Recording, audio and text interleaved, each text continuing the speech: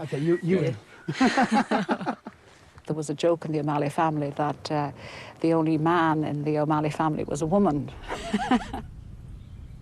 I think of Grace O'Malley not only as a fighter in terms of being able to use the sword, but I also think she was a very intelligent woman, very much able to use her mind, and she fought in other ways other than just the physical way.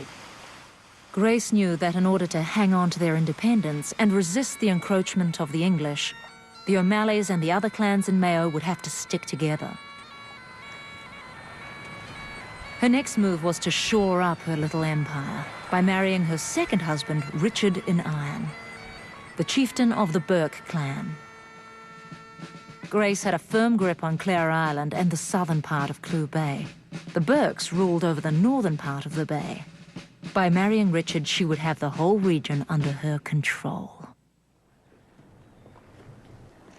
Evidently, Grace had one eye on her man and the other on his castle.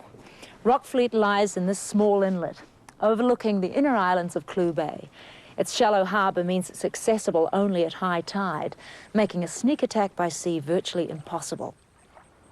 It was a perfect stronghold for Grace, away from the prying eyes of the English.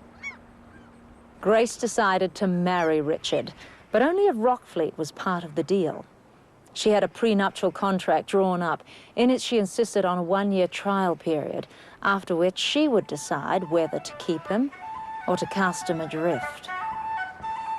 True to her word, a year later, Richard found he was no longer welcome in his own castle. Grace locked him out of Rockfleet, and with the words, "I dismiss thee," she divorced him and kept his prized fortress. The laws of Gaelic Ireland were very progressive in terms of women's rights. Here there was a streak of independence that I think myself came from the Celtic times that had been absorbed into Gaelic law, and women were quite well looked after by the law. Divorce was very much part and parcel of 16th century Irish law, and it was the right of both women and men, and many of them availed of it. And there are many, many instances of chieftains, as they say, putting away one wife for another. But also there's many instances of women putting away one husband for another. Despite his abrupt dismissal, history suggests that in Richard and Iron, Grace had found a true match. It's not clear if they remarried, but they remained close allies and business partners for years to come. It's simply that the castle wasn't big enough for the both of them. The combined strength of the O'Malleys and Burkes put up a formidable resistance to the English. In a daring show of strength, Grace and Richard sailed to Galway to meet with England's governor in Ireland, Sir Henry Sidney. Grace boldly sailed up into the harbour, her galley fully armed.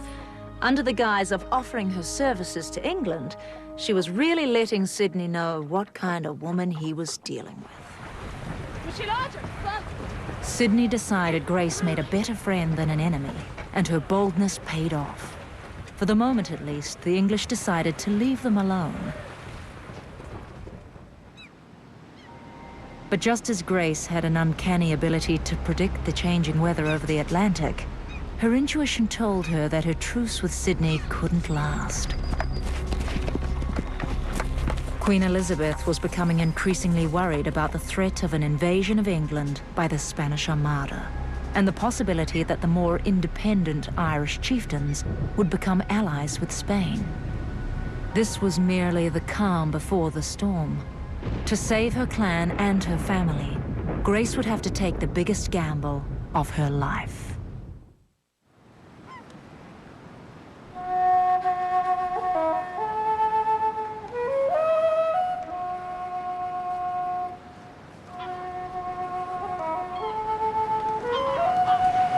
They'd say that here on Clare Island, before any long journey, Grace would spend hours by the ocean, watching for clouds forming on the horizon, studying the rhythm of the Atlantic swell, searching for any sign of a change in the wind or an oncoming storm.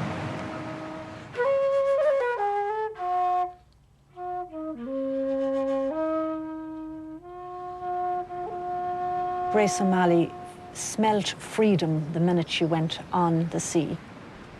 She also knew that it could take her beyond her own environment. She looked on the sea as this great highway and took all the advantages it offered her. I think this is what makes people, even in today's age, a little bit in awe of her.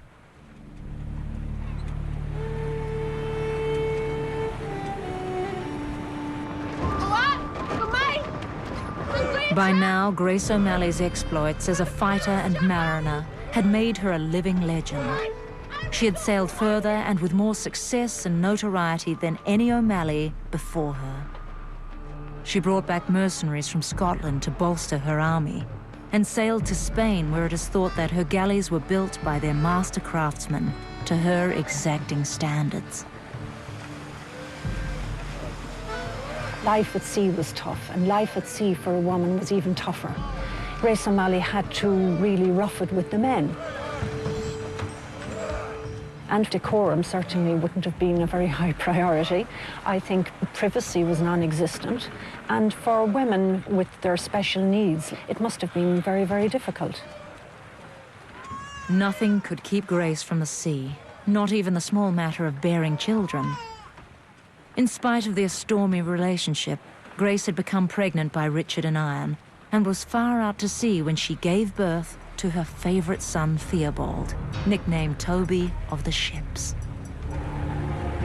As the story goes, the day after giving birth, her ship was attacked by North African pirates while she was below deck nursing her newborn baby.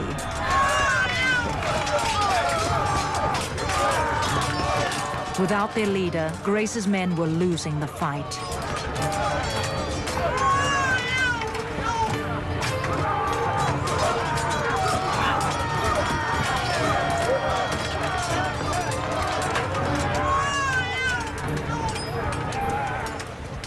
Grace had had enough and emerged on deck wielding a musket and a truly foul mood. The sight of this crazed woman shocked the invaders. With a blast from her musket, the battle was turned.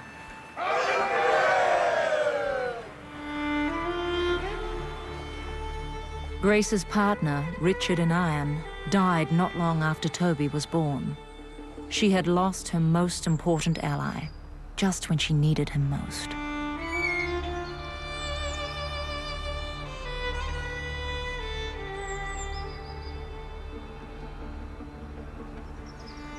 Until now, Grace had been able to manipulate, undermine, and when necessary, take the English head-on in battle. But across the Irish Sea, Queen Elizabeth's patience was wearing thin. She was about to get tough. Elizabeth now saw the conquest of Ireland as a necessity, not just a royal privilege. She was worried that Spain, with their Catholic connection, might attempt to get a foothold in Ireland and invade England through the back door. The independence of Irish clans like the O'Malleys and Burkes were a chink in Elizabeth's armour.